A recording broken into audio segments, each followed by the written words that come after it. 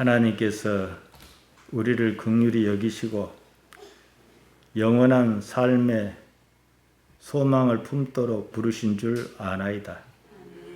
우리의 귀가 열리고 마음이 트이며 하나님의 말씀을 받기에 부족지 않도록 인도해 주옵소서. 종은 다만 십자가 뒤에 감추시고 하나님 홀로 영광 받으시기를 예수님 이름 받들어 기도하옵나이다. 아멘. 종교란 무엇이냐? 기독교, 불교 이런 것이 왜 있느냐? 또 거기다가 예수님께서 주신 말씀은 우리에게 어떤 의미가 있느냐? 오늘 이것을 보겠습니다. 사람이 종교를 가집니다. 왜 가지겠습니까? 삶이 자기 뜻대로, 자기 바라는 대로 잘 이루어지지 않기 때문입니다. 자기 원대로 살고 싶어서 사실 종교를 찾는 거예요. 내가 살고 싶은 방향은 정해져 있어요. 그리고 종교의 힘을 빌려서 내가 보다 더 잘 살아보자 이거거든요. 어떻게 하면 잘 먹고 잘 입고 잘 살 것인가? 내 힘으로는 불가능하니까 어려우니까 방법은 없을까 고민하다가 종교를 찾고 거기에 의지합니다. 대개 종교에 대해서 착각하는 것이 있습니다. 내 방식대로 살다가 그것만 가지고 부족하다 싶어서 종교를 찾는데요. 세상을 사는 다른 방법은 없을까? 결국 또 다른 방법, 이 방법을 버리는 게 아니라 내 방법은 그대로 유지하면서 더 좋은 방법이 없을까? 이래서 종교를 채택하는 것이거든요. 내가 생각하는 삶의 방법을 포기한 것은 아닙니다. 내가 생각하는 방법 외에 다른 방법이 있을 것이다. 그것이 종교라고 생각하고 자기 삶에다 그걸 하나 더 추가한 거예요. 종교는요, 그런 것이 아니고 삶의 아예 다른 방법을 말합니다. 그것 말고 이것이다. 이런 거 있어야 하거든요. 영어로 말하면은 another way가 아니고 the other way. the other way라 another way는 뭐냐 그러면은 요것은 그대로 추구하면서 요 방법. the other way라는 것은 이것은 포기를 하고 이 방법. 이거거든요. 우리가 흔히 말하는 게 있지 않습니까? 머리 깎고 절로 들어간다. 이러지 않습니까? 바로 이런 심정이 바로 종교의 마음가짐이다. 이 말씀입니다. 아예 다른 세상을 사는 겁니다. 지금까지 자기가 생각해왔던 삶의 방식을 버리고 아예 다른 사람으로 살겠다. 이거 종교입니다. 종교가 추구하는 가치에 목숨을 걸겠다. 이거거든요. 지금 그러고 사느냐, 그런 마음으로 교회 다니느냐, 이걸 좀 생각해 보자는 거지요. 근데 이것이 정상적으로 회복하지 않으면, 자리 잡지 못하면 삶의 고통이 있습니다. 지금 시대에 최고 가치가 뭡니까? 누가 뭐라 해도 돈입니다. 돈만큼 생존에 크게 영향을 미치는 것은 없습니다. 건강을 잃으면 돈도 소용없다고 말합니다. 그것은요, 돈이 그렇게까지 많지 않은 사람이 하는 얘기입니다. 돈이 아주 많으면 건강도 미리 챙길 수가 있습니다. 서울 강남에 가면 아예 건강관리를 도맡아 해주는 병원이 있습니다. 1년에 회비가 1억인가 2억인가 그런답니다. 유명한 영화배우 안젤리나 졸리라는 사람이 있습니다. 유전자 검사를 해봤더니 유전적으로 유방암이 발병할 확률이 매우 높다. 그러니까 아직은 유방암이 걸리지도 않았는데 이게 절제를 해버렸어요. 그것도 뭡니까? 돈이 있으니까 그런 거예요. 돈이 없는 사람은 유방암이 걸렸는지도 모르고 있다가 아프면 그제서야 이러고 저러고 하지 않습니까? 아니면 병원에 우연히 갔다가 당신 이런 암이 있어. 이래서 찾는 경우도 있어요. 운 좋은 겁니다.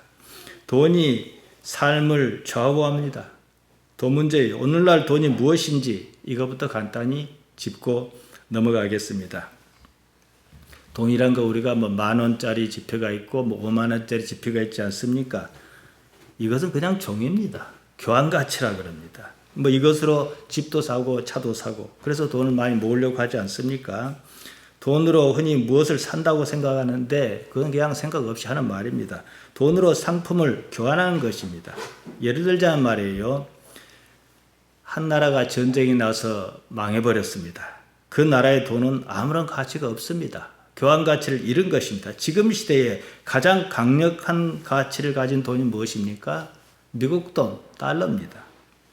세계 2차 대전 이후에 미국 달러는 기축통화로 자리 잡았습니다. 기축통화란 국제 간 금융거래에서 기본으로 쓰는 화폐입니다. 그 전까지는 세계 최강국이었던 영국의 돈 파운드를 썼습니다. 최강국의 돈을 기축통화로 할 수밖에 없는 이유는 뭐냐? 믿을만 하거든요. 우리가 당장 그렇지 않습니까? 듣도 보도 못한 어느 아프리카 돈이 있다 그러면은 이것이 과연 가치가 있을까? 어디 가도 안 쳐주잖아요. 그리고 또 어디에나 퍼져 있어야 합니다.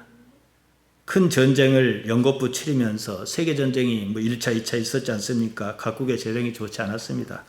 영국의 지위가 줄어드니까 각국이 영국 돈 파운드를 받는 것을 기피했습니다. 논의 끝에 당시 강국으로 떠오른 나라 미국 돈 달러를 기축통화로 정하자. 그래놓고 누구나 1달러든 가지고 가면 그 달러에 해당하는 금으로 바꿔주기로 했어요. 그러니까 증서예요. 금을 갖고 다닐 수는 없으니까. 이것을 이제 태환지폐라 그럽니다. 예나 지금이나 사실 금이 가장 믿을 만한 돈이 아니겠습니까? 문제는 이 금을 들고 다닐 수가 없어요. 그래서 금을 어디다 보관하고 대신 보관 증서를 발행하자. 이게 돈입니다. 과거 달러에는 언제든지 가지고 오면 그만큼의 금으로 바꿔준다는 문구가 있었습니다. 닉슨 대통령 때 사라졌습니다. 불태환을 선언한 겁니다. 그때부터 불안지폐로 바뀌었습니다. 미국은 한국전쟁 치렀지요. 베트남 전쟁 치렀지요. 돈이 아주 많이 들었습니다. 나중 일이긴 하지만 아프가니스탄 전쟁으로 미국이 어마어마하게 돈이 많이 들었습니다. 결국 그 책임을 지금 우리가 혼란을 겪고 있는 모든 나라가 지금 지고 있는 거예요.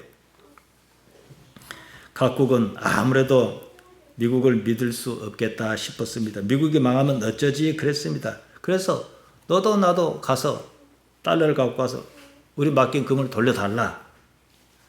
미국은 돌려줄 금이 없었습니다. 그래서 닉슨 대통령 때 못 바꿔준다 하고 불태환 선언을 해버리고 달러에서 금으로 바꿔준다 문구를 삭제해버렸습니다. 달러는 실질적 가치가 없는 단지 명목 화폐로 전락했습니다. 그러면 달러가 가치가 없냐? 그건 또 아니거든요. 이미 세계 각국의 달러를 쓰고 있어요. 그러니까 여전히 기축통화의 자격을 잃지 않았습니다. 한때 기름값이 매우 치솟았습니다. 이른바 오일 쇼크였습니다. 1975년 미국의 국무장관 헨리 키신저가 세계 최대 산유국인 사우디아라비아로 날아갔습니다. 사우디아라비아 왕족의 정권을 보장한 대신 기름값을 오직 달러로만 받도록 합의했습니다. 그리고 기축통화의 자리를 유지한 거지요. 미국을 믿지 못하겠다. 그것이 유럽 단일통화 유로화입니다. 중국이 1대1론지 뭔지 그거 한다고 야단 안 합니까? 결국 이것은 뭡니까? 달러의 영향력에서 빠져나오자. 중국 돈을 많이 뿌려 기축통화의 지위를 갖자. 결국 이거예요. 사실 세상이요, 이 돈전쟁입니다. 미국이 자국 적자를 메기 위해서 이랬다 저랬다 하는 바람에 일본 경제가 망가졌습니다. 이걸 플라자 합의라 그러거든요. 일본 돈의 가치를 그냥 거의 2배 가까이 올려버렸어요. 그러니까 일본이 어떻게 해요? 내수로 이걸 살려보자 해서 금리를 0에 가깝게끔 만들었어요. 그러니까 집값 올라가, 주식 올라가, 한때 막 잘 사는 것처럼 호황을 누리다가 이게 꺼져버린 거죠. 거품 경제지요. 그래서 그때부터 지금까지 일본 힘을 못 쓰는 거예요. 우리나라가 국제통화기금 IMF로부터 돈을 빌리는 사태가 있었지 않습니까? 그것도 그 바람에 일어난 일입니다. 물론 미국이 우리나라 망하게 하려고 그런 건 아니에요. 미국이 자기가 살자고 기축통화의 자국 화폐의 통화량을 조절했습니다. 그런 결과를 불러왔죠. 지금 남미 등 제3세계 국가는요, 이 기축통화 문제로 경제가 혼란해서 벗어나지 못하고 있습니다. 한때 그리스가 그랬습니다. 지금은 터키가 야단입니다. 달러가 빠져나가는 것을 막기 위해서 터키는 금리를 대폭 올리는 지금 강수를 뒀습니다. 그게 통할는지는 잘 모르겠습니다. 세상은 돈 전쟁입니다. 이러한 현상에 반기를 든 게 뭐냐? 우리가 요새 집사님들 뭔 말인지 모르지만은 뭐 비트코인이 뭐 코인이니 그런 얘기 많이 듣지 않습니까? 바로 이거예요. 가상화폐는요, 한번 발행하면 그것을 통제하고 주관하는 정부나 주체가 없습니다. 처음에 설계한 알고리즘에 따라 화폐 유통이 이루어집니다. 문제는 그것이 실제 화폐가 아니라 가상화폐라는 거예요.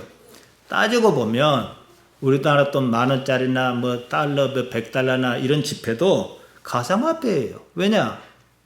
금으로 못 바꿔주잖아요. 내가 50,000원짜리 지폐 한 장을 가지고 있다 그럽시다. 그 돈에 해당하는 가치의 물품과 교환할 수 있습니다. 하지만 어느 누구도 그 지폐를 발행하는 한국은행도 그 가치를 보장해 주지 않습니다. 지금 시대에 태환지폐는 없습니다. 모두가 불안지폐입니다. 전쟁이 나서 나라가 망하면 그 나라 화폐는 단지 종이 조각에 지나지 않습니다. 나라가 망하지 않더라도 짐바브웨나 베네수엘라 같이 물가가 폭등하면 뭐 그런 꼴이 나지 않습니까? 그냥 돈을 한 수레를 싣고 가야 뭐 설탕 조금 준다든지 이러지 않습니까?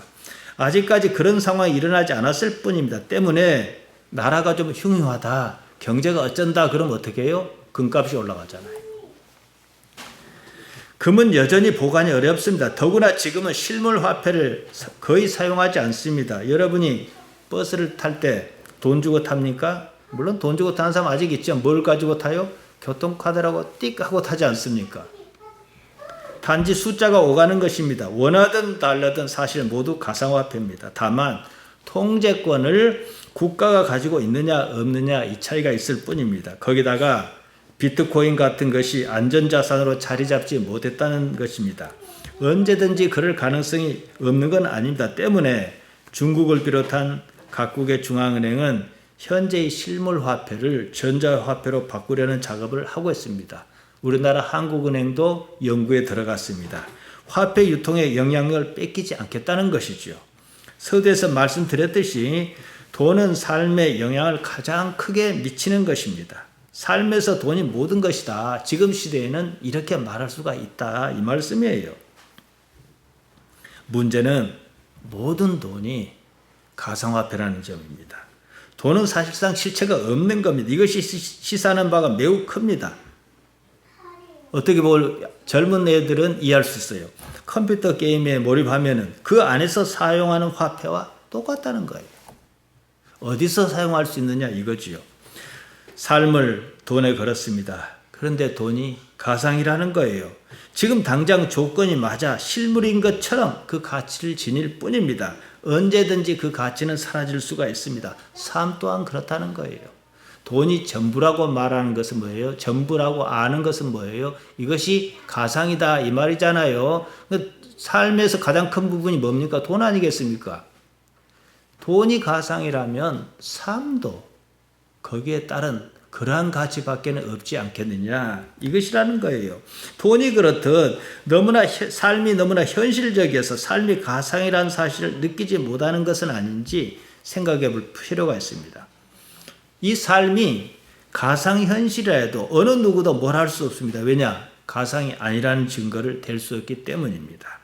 예수님의 복음은 영원한 삶, 영원한 세계를 말합니다. 그렇다면 어떻게 제한적인 한시적인 이 세계는 가상이어야 맞지 않겠습니까? 그 나라가 사실이라면 이것은 가짜여야 하잖아요. 꿈을 꾸어도 꿈이 하도 생생해서 그것이 꿈인지 모르는 경우가 거의 대부분입니다. 지금 사는 이 삶이 하도 생생해서 가상이라고 느끼지 못하는 사람에게 삶이 가상이라고 말하면 믿겠느냐 이 말입니다. 때문에 우리는 언제나 의식을 깨어 있어야 합니다. 우리가 사는 삶이 실제라면 이 삶은요 끝나지 말아야 해요. 지난밤에 꾸었던 꿈이 실제가 아닌 이유는 뭡니까? 아침에 깨어났기 때문이에요. 깨어난 이후에라야 그 꿈이 꿈이었구나 이걸 아는 거예요. 우리는 아직 깨어나지 않은 거거든요. 그러면 이 삶은 무엇이냐? 생각이 여기에 미쳐야 합니다. 종교는 현생의 삶을 말하지 않습니다. 꿈 같은 이 삶에서 깨어나야 한다. 이것을 말합니다. 현실의 삶만 말하면 그건 종교가 아닙니다. 복을 받아 아무리 잘 살아도 삶이 끝나면 소용없는 일입니다. 죽으면 다 끝나요. 삶이 일장춘몽이다 하지 않습니까? 다른 무엇이 없다면 이런 삶을 살아야 할 아무런 이유가 없습니다.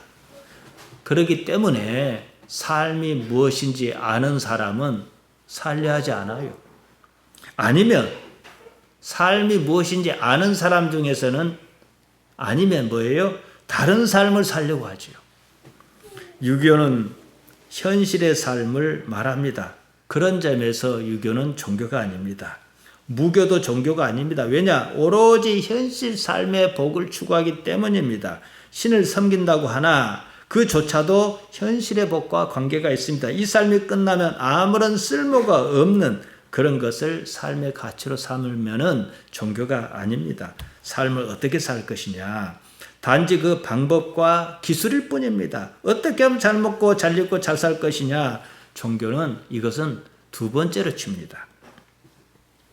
지금 시대에 자식을 잘 가르치려면 세 가지가 있어야 한다고 합니다. 우선 할아버지가 돈이 있어야 한답니다. 왜냐하면 당대에 돈을 어떻게 많이 못하니까. 돈 벌어서 자식 가르치기가 쉽지 않다 그 말이거든요. 아버지는 자식 교육에 대해서 무관심해야 한답니다. 이것저것 따졌다가는 죽도 밥도 할 수 없으니까요.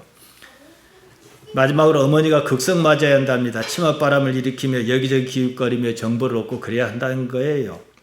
그 말이 일리가 있다고 느낍니다. 그것은 왜냐? 그것이 바로 세상을 사는 방법이요 기술이기 때문입니다. 보통의 삶이 이렇습니다.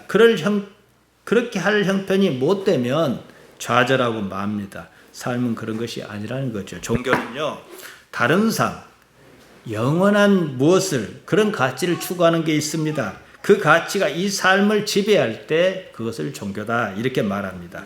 기독교가 종교라면 그런 무엇이 있어야 해요. 그러면 이 삶은 무엇이냐? 어떻게 이해하고 살아야 하느냐? 이거 아니겠습니까? 역할입니다. 자기 역할을 충실하게 수행하느냐 이거예요. 이것이 바로 마태복음 25장 14절 이하에 나오는 달란트의 비유입니다. 예수님께서 삶을 비유로 말씀하셨습니다. 재산이 많은 사람이 있었습니다. 그가 타국으로 갈 때에 종을 불러 각각 재능대로 소유를 맡겼습니다. 소유, 히파르콘타는요, 단순히 재물을 말하지 않아요. 누구 것이냐는 것을 말합니다. 우리 인생의 주인이 누구냐? 이 말과 하나도 다르지 않습니다. 맡기다는 말, 파라디도미는 이 말은 맡기다는 뜻 외에 전수하다는 뜻이 있습니다. 주인이 아무렇게나 맡긴 거 아니라는 거죠. 데리고 살면서 이것도 가르치고 저것도 가르치고 가르쳤어요. 이제 얘가 그럴만하다 하니까 맡겼다 이 뜻이에요. 주인이 자기 소유를 종에게 맡겼습니다. 종이라고 하여 능력이 다 똑같은 것은 아닙니다. 주인 보기에 잘하는 종도 있고 좀 못하는 종도 있습니다. 그래서 잘하는 종에게는 어떻게 해요? 5달란트를 맡겼고, 그보다 조금 못하는 종에게는 2달란트를 맡겼고, 더 못하는 종에게는 1달란트를 맡겼습니다. 5달란트를 받은 종은 5달란트를 남겼습니다. 2달란트 받은 종도 2달란트를 남겼습니다. 이를 본 주인이 둘 다 똑같이 칭찬했습니다. 착하고 충성된 종이라 그랬습니다. 내가 많은 것으로 내게 맡기리니 내 주인의 즐거움에 참여할지어다 그랬습니다. 이제 너는 종 이상이다. 가족이나 다를 것이 없다. 앞으로 더 많이 맡기겠다. 이거거든요. 1달란트 받은 종은 달랐습니다. 마태복음 25장 24절 25절에 보면 1달란트 받은 종의 속내가 드러납니다. 1달란트 받았던 자도 와서 가로되 주여 당신은 굳은 사람이라 쉽지 않은 데서 거두고 해치지 않은 데서 모으는 줄을 내가 알았으므로 두려워하여 나가서 당신의 1달란트를 땅에 감추어 두었나이다. 보소서 당신의 것 여기 있습니다. 받으소서 이런 거예요. 말만 그럴듯하지. 당신은 심지도 않고 거두고 해치지도 않은 모으려는 완악한 사람이다. 그래서 내가 당신의 것을 그냥 그대로 잘 보관했다가 돌려주는 것이니까 받으시오. 이 말이거든요. 종이 주인을 판단하고 평가한 겁니다. 사람이 오늘날 제가 종교 문제를 얘기하는데요. 하나님도 그렇게 생각해요. 하나님을 평가해요. 그 평가가 맞든 틀리든 종은 그럴 수가 없습니다. 누구에게는 5달란트, 또 누구에게는 2달란트를 주고 어째서 내게는 1달란트만 주냐, 이런 불만이거든요. 주인이 5달란트를 받아 5 남긴 종이나 2달란트를 받아 2달란트 남긴 종이나 똑같이 칭찬하였다는 점에 주의해야 합니다. 나의 이 삶을 내가 판단할 수 없어요.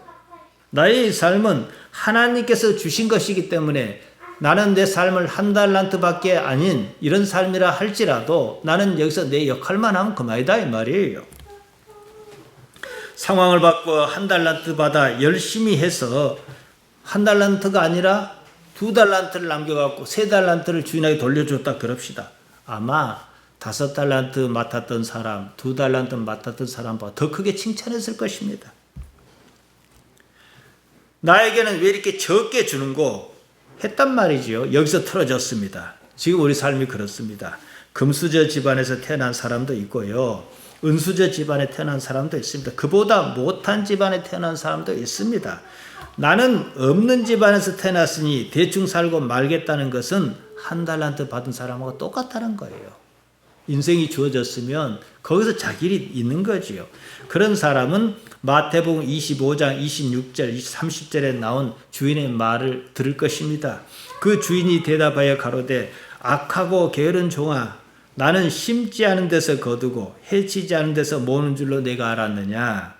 내가 줄만 하니까 좋고 그럴만 하니까 그걸 맡긴 것이다. 그러면 내가 마땅히 내 돈을 취리하는 자들에게 두었다가 나로 돌아와서 내 본전과 별일을 받게 할 것이니라 하고 그에게서 그 1달란트를 빼앗아 10달란트 가진 자에게 주어라. 물 있는 자는 받아 풍족하게 되고 없는 자는 그 있는 것까지 빼앗기리라. 이 무익한 종을 바깥 어두운 데로 내어 쫓으라. 거기서 슬피 울며 이를 갈미 있으리라. 이렇게 말했다는 거예요. 우리는 물론 그런 사람도 있겠습니다만은 재산이 많은 사람 다 놀고 먹는 줄 알아요. 그 사람들도 회계가 복잡합니다. 먹고 살라고 애 많이 써요. 굳이 설명이 필요 없어요. 이렇게 사는 사람이 많아요. 팔자 탓하고 인생 탓합니다. 적게 받은 사람이 자기가 맡은 그 작은 일에 충성한 것은 참으로 아름답다는 사실을 외면합니다. 적게 받았다는 것만 갖고 판단해요. 이 세상 삶이 모든 것이고 삶과 함께 모든 것이 끝난다면 그렇게 사나 저렇게 사나 사실 따질 것이 없습니다. 아무리 생각해봐도 삶은 이런 것이 아니다 이런 생각이 들면은 세상을 사는 생각 자체를 여러분 바꿔야 합니다.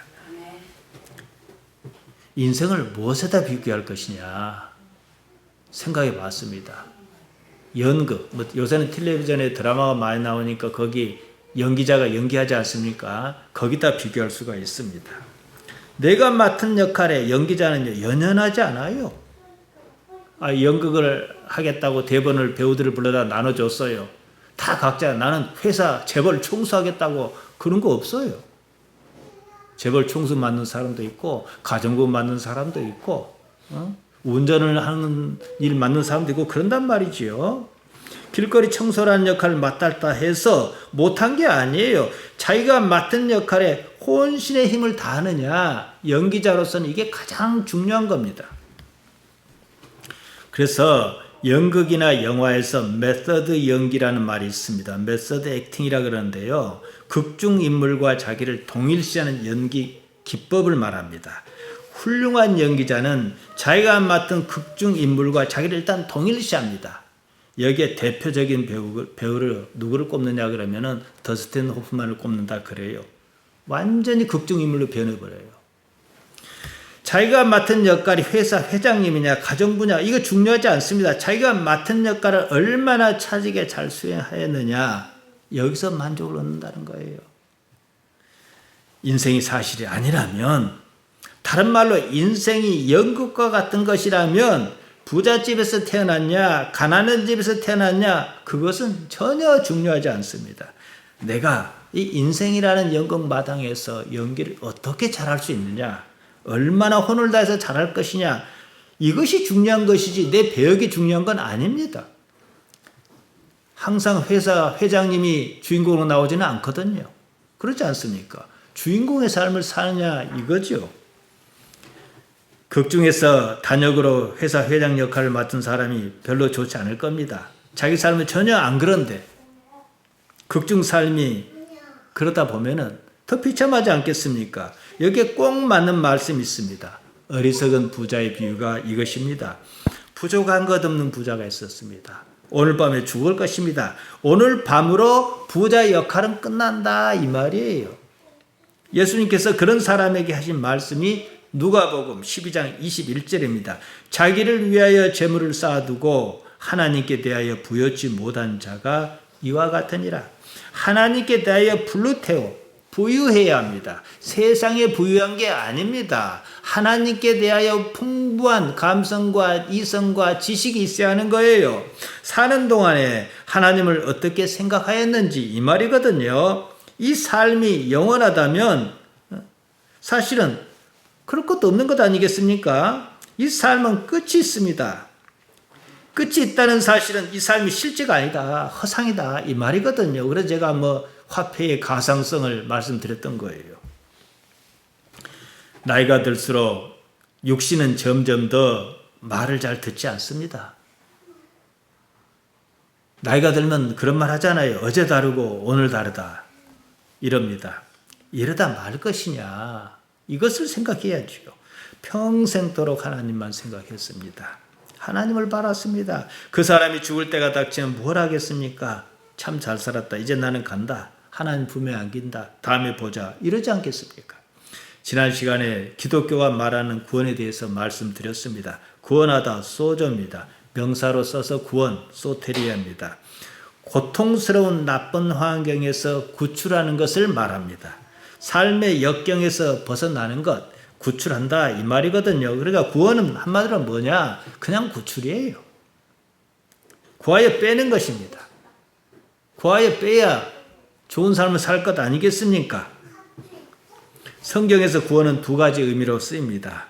근데 이게 사실 하나인데 보통 사람이 별도의 의미로 생각할까 싶어서 제가 이리 말씀드린 것입니다. 작은 하나는요, 작은 의미는 삶의 개별적 고통에서 구출하는 거예요.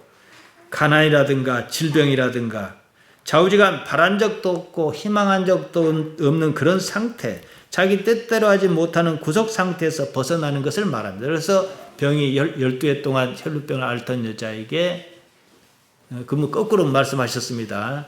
딸아, 내가 구원을 받았다. 그것은 영혼의 구원을 말하고 그 다음에 내가 병에서 노했다. 10명의 문둥병자 중에 사마리아 사람이 나오지 않았습니까? 그 병이 나은 것을 가지고 그들이 구원해 주소서 했을 때는 뭐예요? 병 낫게 해 주소서 이 말이에요. 근데 이것은 반드시 영혼의 구원과 이어져야 한다는 겁니다. 큰 의미로서는 삶 자체에서 구원하는 것을 말합니다. 삶은 이런 것이 아니야. 어쩔 수 없어. 그런 상태에서 빠져나오는 것입니다. 삶의 구속에서, 삶의 갇힌 상태에서 벗어나는 것을 말합니다. 기독교의 핵심이 뭡니까? 영생 아닙니까? 영원한 삶의 개념은 여기서 비롯합니다. 아무튼 삶이 내가 원하는 대로, 내 뜻대로 그렇지 않습니다. 삶이 나를 속박합니다. 살다 보면 내가 삶에서 벗어날 수 없다. 갇혀있다. 이런 느낌이 들 때가 있지 않습니까? 나의 의지는 없는 것 같고 내가 무슨 노예인 것처럼 그렇게 삽니다. 내가 삶의 주인이어야 합니다. 알고 보니까 내가 삶의 주인이 아니라 삶이 나의 주인인 거예요. 나는 삶의 노예지요. 자유가 없습니다. 예수님께서 그래서 유대인에게 말씀하셨습니다. 삶의 사실을 똑바로 제대로 알아라.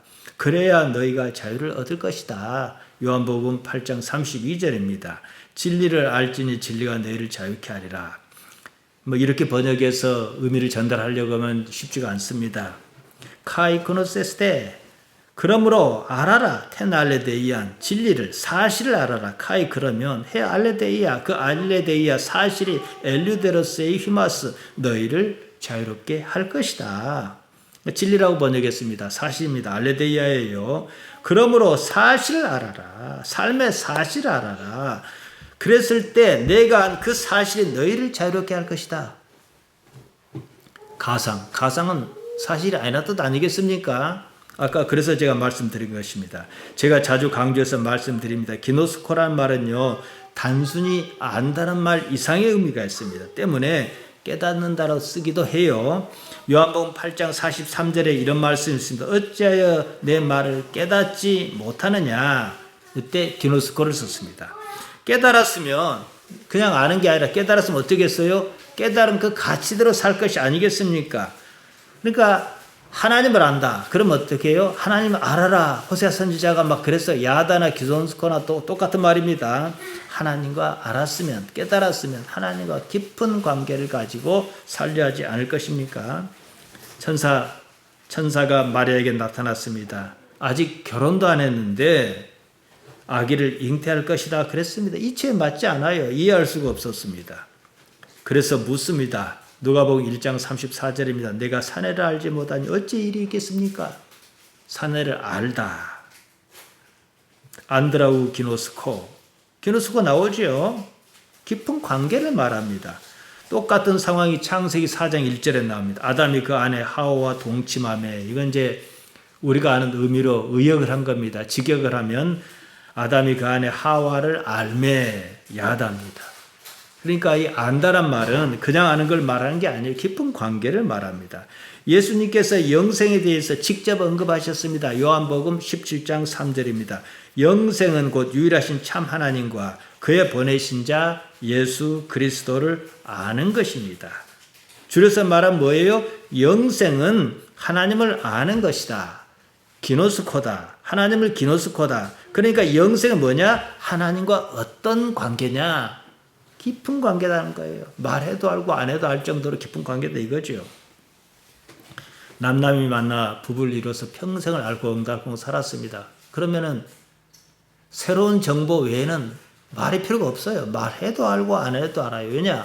관계가 그만큼 깊었기 때문에. 우리가 평생을 하나님을 의식하고 살았습니다. 하나님께서 말씀하셔도 알고 안 하셔도 아는 부분이 참 많아요. 왜냐? 삶이 말해주거든요. 삶이에요.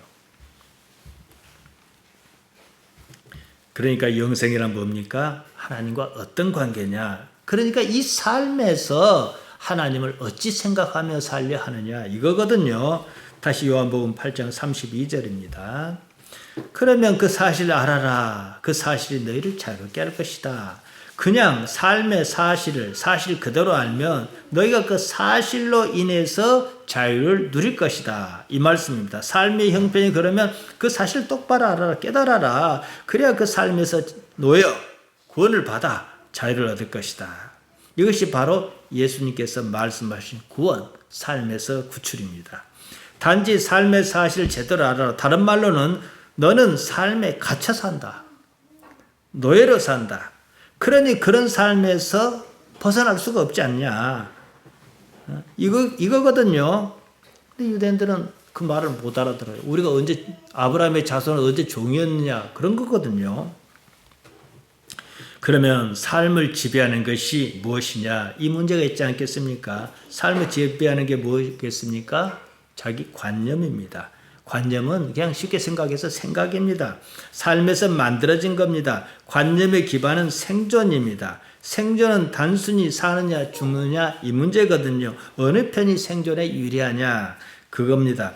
유대인은요 하마리타의 종으로 살았습니다. 예수님께서 계속 그거 지적하시거든요. 하마리타를 뭐 죄로 번역합니다만 그렇게 번역하기 어려운 말입니다. 그 때문에 예수님도 몰라봤고 실제 삶 영혼의 삶도 몰라봤습니다. 말로만 하나님 어쩌고 했지 종교는 단순히 자기를 지키려는 보신수단이었습니다. 당시 그 사회는 모두가 성전 중심의 사회였습니다. 종교가 없는 삶은 상상할 수 없었습니다. 살자면 종교를 가져야 했습니다. 영혼의 삶 때문에 종교를 가진 것이 아니에요. 지금 모든 교회가 영생을 말해요. 그렇지만은 정말로 그것을 절박하게 알고 느끼고 있느냐? 이건 생각해 봐야 하지 않겠습니까? 그렇다면은 당시 유대 사회보다 못한 것은 아닌가 싶습니다. 삶의 현실을 사실을 알아차리라고 하지 않습니다. 종이란 말 둘로 씁니다. 어떤 사람은 이 말을 머슴이라고 해석했어요. 아닙니다. 둘로서는 노예에 가깝습니다. 하마리티아의 머슴이다. 그러면 어울리지 않잖아요. 하마리티아에 매여 사는 거거든요. 머슴은요, 그만두면 그만이에요. 어디 가서 그 집에 살면서 일하면서 먹고 자고 하지 않습니까? 뭐 약간의 뭐 월급도 받을 수도 있고. 노예는 그게 아니에요. 내 의지가 없는 거예요. 유대인은 이 삶이 모든 것이라는 자기 관념에 사로잡혔습니다. 그것이 바로 하마르테아의 노예로 빠진 이유입니다. 그러니까 하마르테아가 주인으로서 이러고 저러고 해버리는 그런 삶을 산 것입니다. 하마르테아가 있기 때문에 예수님을 몰라봤고 십자가에 매달지 않았습니까? 우리식으로 말하자면 그들의 삶은 보통 사람은 죄 짓지 않을 방법이 없는 그런 삶을 산 거예요. 하마르테아는 하나님을 생각하지 않은 삶에 나타나는 보편적인 현상입니다. 그러니 그 삶이 평안할 리가 없습니다. 평안을 바라고 애썼습니까? 돈도 그 때문에 필요한 것이 아니었습니까? 하지만 도저히 평안에 이르지를 못하는 거예요. 그런 경지를 이루지 못하고 살다가 그냥 죽음이 닥치는 겁니다. 나이가 들면은 여러분 어쩝니까? 습관대로 삽니다. 왜냐? 그것이 편하기 때문입니다. 그런데 아무런 삶에 저항이 없어요. 습관대로 살아도 아무런 문제가 없어요. 내가 뭐 어디 가서 이상한 짓을 해도 뭐라는 사람이 없고, 우리가 보기에 남보기 흉하다 그런 건 일종의 견제거든요. 그런 것도 없고 해보세요. 사람이 어떻게 변하는지. 삶이 습관을 만들고 또 그 습관을 사람은 사실로 믿습니다. 생각의 습관이 관념입니다. 관념은 생각이 굳은 것입니다. 간단히 말해 자기 생각을 믿은 거예요. 자기 생각을 믿었어요. 그러니까 나사렛에 대해서 선한 것이 날 수가 없는 거예요. 저 사람이 누구냐? 목수 요셉의 아들 아니냐? 우리가 저 사람의 아버지도 알고 어머니도 아는데 자기가 뭐라고? 관념을 넘지를 못하는 거죠. 자기 생각을 버리고 하나님의 생각을 믿는 것. 이게 우리 기독신앙이거든요. 끊임없이 자기 관념을 버려야 해요. 왜냐? 왜 그러냐? 살면서 하나님과 깊은 관계를 쌓아오지 않았기 때문입니다. 우리가 어떤 판단을 해야 할 때 말이에요. 하나님께서 뭐 구구절절 꿈에 나타나서 이래라 저래라 말씀하시지 않습니다. 말씀 안 하셔도 우리는 알 수 있어야 해요. 근데 왜 답답하냐? 그렇게 하나님을 생각하고 사는 삶이 아니었는데 어떻게 하나님께서 말씀하셔도 그건 들리지도 않습니다. 그러나 하나님만이 최고 가치라고 여겨온 사람이 있다면은 하나님께서 꼭 그렇게 말씀 안 하셔도 이것을 원하실 것이다. 저것은 원하시지 않을 것이다. 이런 판단이 선다는 겁니다. 하나님을 어떻게 바라고 생각할 것이냐? 자기 삶에서 하나님을 생각해야 합니다. 예수님께서 말씀하셨습니다. 살리는 것은 영이다. 육체를 살리는 것이 아니다. 요한복음 6장 63절입니다. 살리는 것은 영이니 육은 무익하니라. 내가 너희에게 이른 말이 영이요 삶이라. 예수님께서 살리시려는 것은 푸념하다 이러셨습니다. 사르커스가 아니다 이러셨습니다. 여기서 개념 정리를 조금 하면서 마칠까 합니다. 이제 우리가 몸이라 말하지 않습니까? 최근에 자주 말씀드려서 뭐 여러분 쉽게 이해하실 겁니다. 몸이라고 말하는 것과 육체는 좀 다릅니다. 몸은 소마예요. 삶의 주체입니다. 육체는 뭐예요? 오늘이라도 호흡 끊어지면은 많은 거예요. 그러니까 이제 살덩이에요. 그런데 몸에는 많은 게 있어요. 생각도 있고 의식도 있고 여러 가지가 있습니다. 그래서 이 의식을 잘 개발해서 의식이 하나님을 먼저 의식하면서 깨어 있을 때에 이 사람은 하나님의 영으로 나아갈 방법과 기회가 있어요. 그러지 않고 몸이 그저 육체가 요구하는 것에 따라 살려고만 하면은 그렇게 가버린다는 거예요. 그래서 의식이 깨어있지 못하고 정체 상태로 오래 묵으면 뭐라 그럽니까? 넋이다. 혼이라고도 합니다. 이것은 정신세계를 다스리는데 흔히 말하는 혼이죠. 헬란 말로는 푸시케고 히브리 말로는 네페시입니다. 육체는 감정에 반응합니다. 감정은 단지 두 가지입니다. 쾌냐 불쾌냐 이거거든요. 불쾌의 감정은 멀리하고 쾌의 감정은 가까이 하려는 것이 육체의 특성입니다. 그래서 좋냐 싫으냐 이러거든요. 여기다가 생각이 덧대어 관념을 만듭니다. 이유를 댑니다. 감정을 기반으로 한 생각이 습관에 따라 쌓이고 묵어서 관념으로 이제 자리 잡습니다. 그래 왔던 것은 옳다 이렇게 믿기 시작해요. 관념이 혼을 형성합니다. 이렇게 살다 말며 그냥 육체에 속한 사람으로 살다 마는 겁니다. 대부분의 사람이 이렇게 삽니다. 그러니까 결국은 죽을 삶이죠. 죽었을 때, 죽을 순간에 임박했을 때 무엇이 남겠냐는 거예요. 지금 이 순간 하나님을 의식합니다. 그 삶을 산 사람은 내면에서 하나님의 형상, 젤렘이 싹을 틔워 영 푸니마가 만들어지는 구조지요. 그리고 잘합니다. 이런 인생을 산 사람은 삶을 마치는 날 달려갈 길을 다 가는 거예요. 아, 내가 참 잘 살았다. 그 잘 살았다는 말이 뭐예요? 부자로 살았다, 뭐 안 아프고 살았다 이 말이 아니에요. 하나님과 관계를 좋게 만들면서 하나님의 사람으로 살았다 이 뜻입니다. 육체가 죽는 날 육체와 함께 감정도 생각도 모두 사라집니다. 지금 이 순간 하나님을 의식하는 그 의식만 남습니다. 그 의식을 영이라 하자. 이래도 전혀 틀리지 않다. 왜냐 영이라는 건 어차피 관념어거든요. 영 푸니마란 의식이 고도로 발현한 상태입니다. 이 상태에서는 좋고 싫음의 감정이 없습니다. 좋고 싫다는 것을 구별하는 거거든요. 그건 육체의 것입니다. 감성이 사라지고 이성조차 사라지면 이때는 있음과 직관만 남습니다. 우리는 몸으로 소마로 사는 삶에서 하나님을 의식할 수 있습니다. 결국은 다 사라지고 나중에는 육체와 함께 다 사라지고 영 푸니만 남습니다. 사람이 육체로 하나님 만난 거 아닙니다. 이해를 했든 말았든 영의 상태로 만나는 거지요. 이걸 어떻게 개발할 것이냐. 이게 각각의 인생에 주어진 과제입니다. 우리는 오늘 또 예배하겠다고 예배당에 나왔습니다.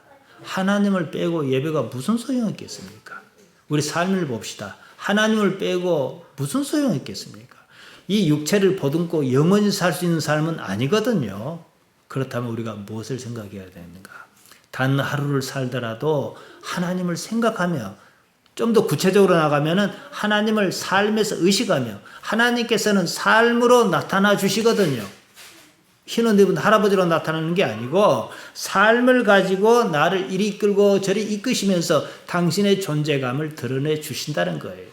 그러니까 이 삶은 누가 준 거예요? 그래요, 저요. 문목사는 하나님으로부터 1달란트도 아니고 0.5달란트도 아닌 것을 받았다 그래도 상관없어요. 내 능력은 나보다도 하나님께 더 잘 아실 테니까. 나는 다만 내가 받은 그것을 하나님께서 주셨으니까, 이 삶을 하나님께 주셨으니까 이 작은 삶을 최선을 다해서 이 삶에서 남기겠다. 사랑하는 성도 여러분, 언제나 하나님 생각하고 좀 더 구체적으로 하나님을 의식하는 삶, 하나님께 주신 이 삶에서 하나님을 어떻게 생각하는가, 이것으로 사시기를 바랍니다. 아버지 하나님, 모자란 우리들을 택하여 여기까지 오게 하셨나이다. 우리가 하나님으로 인하여 만족하도록, 감동하도록, 감사하도록 우리의 의식을 이끌어 주옵소서. 예수님 이름으로 기도하옵나이다. 아멘.